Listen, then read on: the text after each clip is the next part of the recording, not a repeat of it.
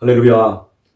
오늘은 강원도 진부에서 수요일 아침 하나님의 말씀으로 시작하겠습니다. 오늘의 말씀은 마태복음 4장 3절에서 4절의 말씀입니다.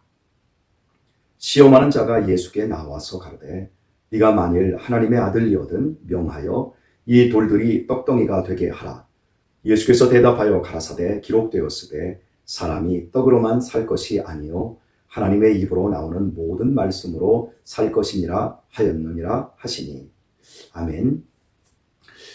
잘 알고 있는 예수님께서 마귀에게 시험을 받는 장면 중에 첫 번째 말씀입니다. 네가 만일 하나님의 아들이거든 이 돌을 가지고 떡이 되게 하라. 즉 밥이 되게 하라. 시험한 것입니다. 그때 예수님께서는 사람이 떡으로만 사는 것이 아니라 하나님의 입으로 나오는 모든 말씀으로 살 것이다. 그 말씀으로 마귀의 시험, 첫 번째 시험을 물리친 내용입니다. 사람이 무엇으로 살아야 하는가? 사람은 어떠한 존재인가? 아니, 나는 누구인가? 나는 어떻게 살아야 하는가? 이 해답을 찾기 위한 끝없는 분투가 인류 역사가 문명화되면서부터 시작이 되었습니다. 여러 답이 있다고 각자 답을 제시합니다. 하지만 그 답들이 온전치 못하면 마지막 죽음에 이르는 순간에 허탈과 허무와 절망을 경험한다라고 하는 사실입니다. 그러나 성경은, 특별히 예수님은 인생이 무엇인지, 인생은 누구인지, 어떻게 살아야 하는지, 어떻게 죽어야 하는지의 답을 분명히 제시해주고 있습니다. 이유는 하나님께서 우리를 만드셨고 또 우리에게 복을 주시고 있기 때문입니다. 이런 이유로 어린아이와 같이 자기를 낮추며 하나님의 말씀을 그대로 받아들일 수 있는 사람은 자기가 누구인지를 알고 인생을 살게 되어 있습니다. 내가 누구인지 모른 채 행동하며 내가 누구인지도 모른 채 살아간다는 것만큼 비극이 어디 있겠습니까? 내가 얼마나 영화로운 존재인지, 내가 얼마나 아름다운 존재인지 모른 채 겉으로 드러난 부분만, 환경만 가지고 내 자신을 비하하고 내 자신을 학대하며 사는 사람들이 과연 행복한 삶을 살 수 있을까요? 절대. 내가 나의 나됨이 얼마나 존귀한지 모르고는 행복한 삶을 살아낼 수 없습니다. 여러분은 예수님을 믿고 나서 얼마나 많이 바뀌셨습니까? 얼마나 많이 변화되었습니까? 우리가 예수님을 믿고 나서 제일 많이 바뀐 부분은 저는 이렇게 생각합니다. 짐을 내려놓을 수 있게 되었다라고 하는 것. 우리 인생에 수많은 짐들이 있지 않습니까? 살아가는 그 자체, 경제적인 짐을 짊어졌고, 결혼한 이후에 가정에 대한 짐을 짊어졌고, 자녀들을 출산하고 또 양육하는 데에 있어서 그 무거운 짐을 짊어지지 않았습니까? 또 병마의 짐을 짊어지신 분들도 계시고요. 이러한 짐들을 우리는 하나님께 내려놓았습니다. 올려드렸습니다. 맡겼습니다. 그래서 그런 무거운 짐들도 나름의 기쁨과 감사로 승화시킨 그런 삶을 우리가 살고 있습니다. 예수님을 믿고 나서 변화된 모습입니다. 그래도 우리의 인생에 있어서 가장 큰 짐은 죄의 짐 아니겠습니까? 죄로 말미암은 죽음의 짐. 이 짐들이 우리의 인생을 불행하게 하고 우리를 고통스럽게 하고 우리를 두렵게 만듭니다. 죽음 얼마나 두려운 일입니까? 하지만 예수님께 이 죄의 짐을 맡겼고 죽음의 짐까지 다 맡기고 우리의 마음이 얼마나 가벼워졌습니까? 인생을 수많은 사람들이 내가 책임을 져야 하는 줄 알고 있습니다. 내가 노력하고 내가 애써야 되고 내가 노력하지 않으면 아무것도 없는 것이 없는 줄 알고 있습니다. 하지만 우리가 예수님을 믿고 나니까 다 모든 것이 은혜 아닙니까? 하나님이 우리를 책임져 주시고 우리를 살게 해주시고 우리로 하여금 먹을 것을 주시고 또 숨쉴 공기를 주시고 다 모든 것 다 하나님이 책임져 주시고 있음을 우리가 깨닫습니다. 그래서 자꾸 맡기다 보니까 인생이 가벼워집니다. 삶을 짐으로 만나기보다 삶을 은혜로 만나고 있습니다. 예수님을 믿고 나서 또 바뀌어진 것이 무엇이 있을까요? 하나님 아버지의 마음을 바르게 안 것입니다. 우리가 예수님을 믿고 또 예수님을 인격적으로 만나기 전까지 우리의 종교적인 습성은 하나님이 매우 두려운 분이었다는 거죠. 우리가 잘하나 못하나 꼭 회초리를 들고 못하는 부분들에 대해서 가혹할 정도로 우리를 때리시고 우리가 잘하는 부분에 대해서는 일절 함구하시고 계시는 그러한 모습으로 이 종교적인 색채가 우리 안에 그려져 있습니다. 그러나 예수님을 인격적으로 알고 나니까 하나님이 아버지가 되어버리셨어요. 아버지가 얼마나 좋은 존재입니까?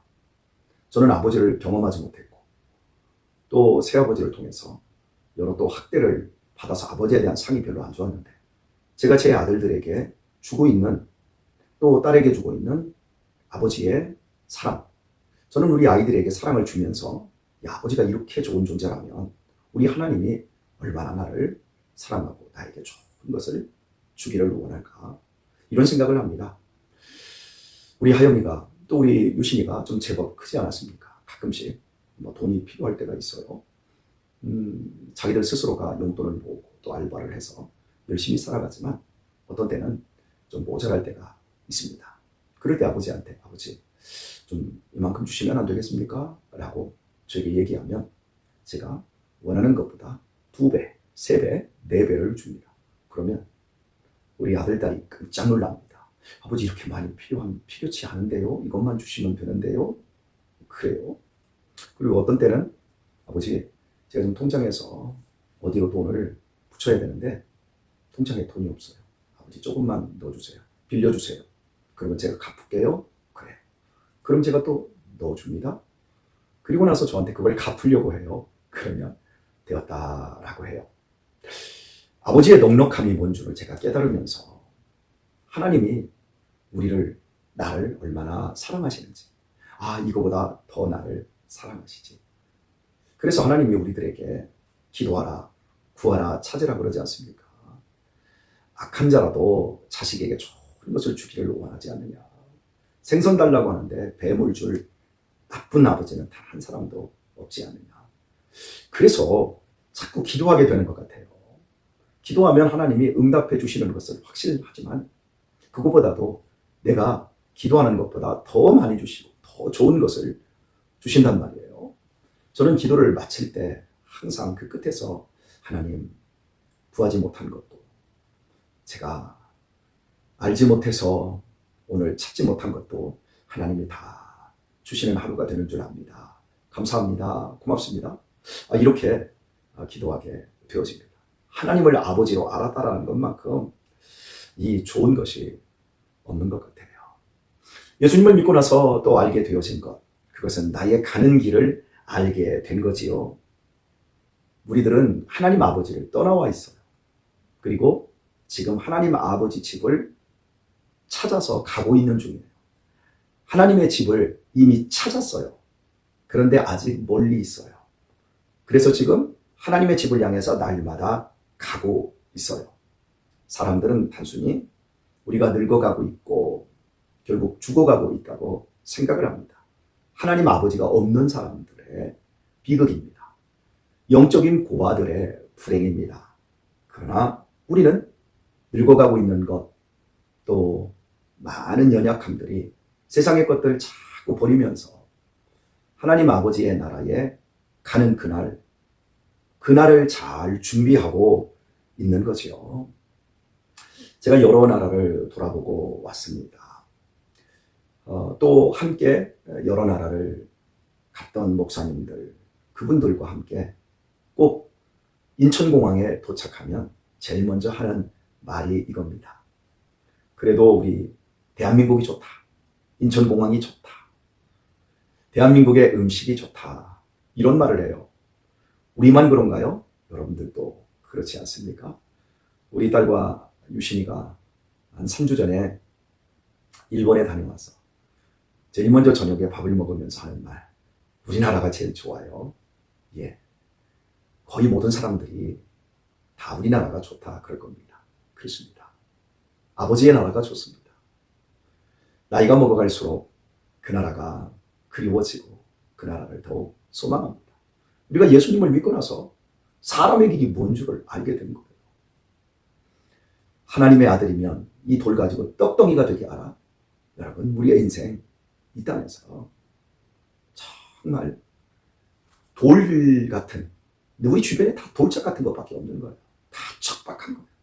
그걸 가지고 우리가 하루를 살아가기 위해서 다 떡을 만들어내는 이런 작업으로 우리의 인생을 소모하려고 합니다.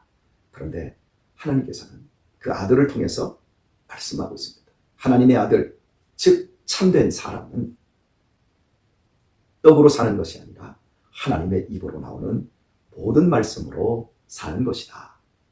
말씀하고 있습니다. 오늘의 말씀을 맺도록 하겠습니다.